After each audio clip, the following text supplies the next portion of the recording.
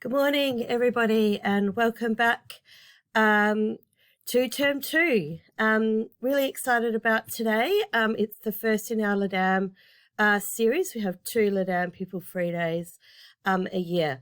Hopefully you've had a chance to have a look at the program. It's filed in Teams if you haven't yet. It is really important to have a look because you will see it has the program for the day, and also our very important learning intentions and success criteria, as well as an outline of each of the professional learning sessions, and then, of course, the groups that you need to be in. So without further ado, we're going to begin our first session, Session 1, which is all about starting from the beginning, so checking in and moving forward. So what we're going to do in this session is we're going to have a look at, we're going to self-assess a piece of our own work and set some improvement goals. So these are the learning intentions for the day, and we're going to be keeping going back to these in each session. So our broad, non-contextualized learning intention is to embed the current and effective teaching practice into our learning design by using learning intentions, success criteria, and formative assessment. How will we know that we're going to have succeeded today or moving towards our success criteria? Well, we'll be able to write clear and explicit learning intentions that are linked to the Australian curriculum, standards or learning progressions. We will be able to write these clearly and explicitly and enable us to reflect on student learning and set new learning goals for students. Further develop tasks by embedding formative assessment practice and plan necessary adjustments for students. And we're going to undertake a task, trial formative assessment practice, and provide feedback to our year level group in week 3.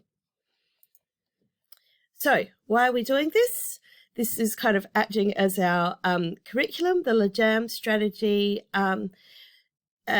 suggests that we embed formative assessment into our learning design, and that we have feedback that provides improvement for learning.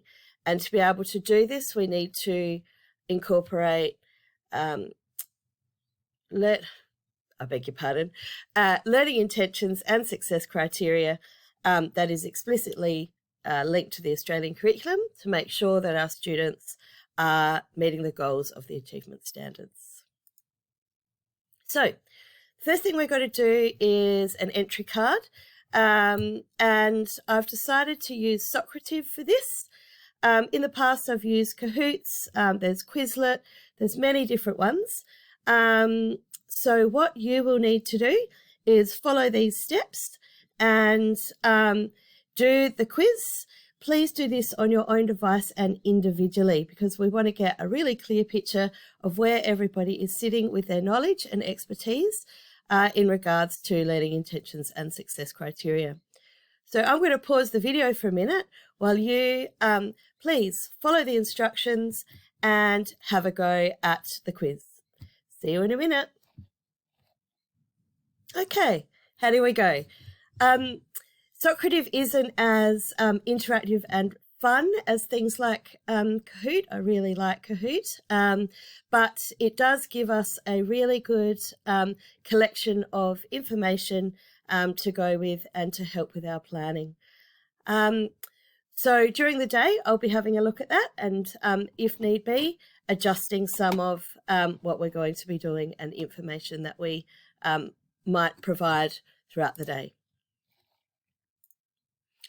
Okay, at the end of last term, we had a very challenging time and we had lots of tasks on lots of different days. But one of the things that the government had said to us that was very important was that we include intended learning in all of our tasks that we provide to our students, whether they be at home or at school.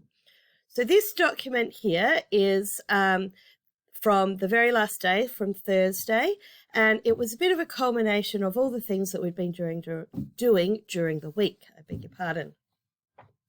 Wanted to highlight a couple of things. So on the checklist, we talked about the learning tasks that would be sent home to parents or would be used in your classroom. And one of the things in this checklist was that the task sheets include learning activities that have learning intentions and success criteria clearly articulated. So I've blown that up there for you. And the DFE guidelines also stated this very clearly. Intended learning of the task, clear detailed descriptions of the process for attempting and progressing through the task. So the department is asking for learning intentions, success criteria, linked with the Australian curriculum, and embedding our formative assessment. So what we're going to do today is hopefully you have brought with you one of your learning tasks, preferably a literacy learning task that you set for week 2. For next week, we're going to analyse and critique this learning task to see where we're at and to set our own learning goals. So just to stop for a minute, this quote really resonates with me. Every teacher needs to improve, not because they're not good enough, but because they can be even better. And we all try our very, very hardest as teachers. We all put everything we have into our teaching and our learning plans, but we can always improve if we take time to sit and reflect and move forward. So I'd like you to keep that quote in mind for the day. Okay, so our first task. You've already selected your literacy task. Hopefully it's a reading task. And what you need to do is you need to look at your learning intentions and success criteria. And then you need to discuss the following in your teams where you're sitting right now. So first of all, where does the task sit on the learning continuum below? And annotate the evidence on your reading task. So this is going back to moderation. Where is the evidence? What can we see? Now, it may be that some people are still beginning, and that's okay. Some people may not, so some tasks may not have learning intentions included. They may not be explicit. Some people may be developing. Maybe the task makes reference to the learning intentions, but they could be more explicit. They could be easier to follow. So what you need to do is figure out where your task lies on this learning continuum. And then on your task, annotate what from this rubric can you actually see on your task. What is explicit?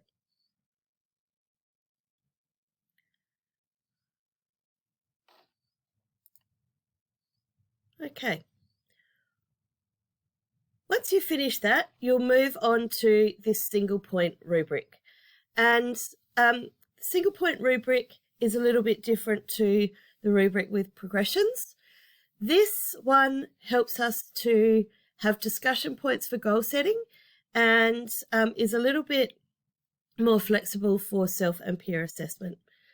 This document can be used multiple times during a learning process, and it aims to move students from one point to the next or bump them up in their learning. So your job is going to be to provide details of where you are going to move next. So if you see here, this is where we want to be. This is, if you like, our at standard, our C grade. This is the expectation. If we are moving towards, okay, sorry about that interruption. All right, so on our single point rubric, you would record what you need to do to get to standard, or if you are at the point where you are moving beyond, how would you apply this in a new context? So perhaps in a maths task or in a different task, or are you ready for differentiation? So here's an example. So it's really important to make your goals manageable and measurable. So if I'm a Year 5 teacher and I'm teaching English, this is my achievement standard. So this is the part that I pulled out that I'm focusing on, is listen and ask questions to clarify content. So my goal is that I need to select specific Australian Curriculum Achievement Standard statement. So that's what I have done here. I didn't do that in my original task. And that's the one thing that I'm going to focus on to get right as I begin to move towards being at standard. Now, there are other things that need to happen, but that is my manageable and measurable goal. For my success criteria, these are the things that I'm wanting to focus on. So I want to focus on student-friendly language. That's my manageable and measurable statement using I can. So these are some of the things that I'm going to include. I can ask the teacher to repeat or explain in new words. I can use the words later in the day. I can remember a foggy moment and later talk to a friend or teacher to make sure I understand. So these are the things that I'm going to make sure I have in my success criteria so that when students are moving towards this achievement standard, it's very specific. I'm going to be able to say to my students, can you do this? Can you do this? Can you do this? This is a resource to help you if you need it as you are working through these activities. Okay, well, have a go at your goal setting. And we are going to be reflecting on this goal setting a little bit later in the day. See you later.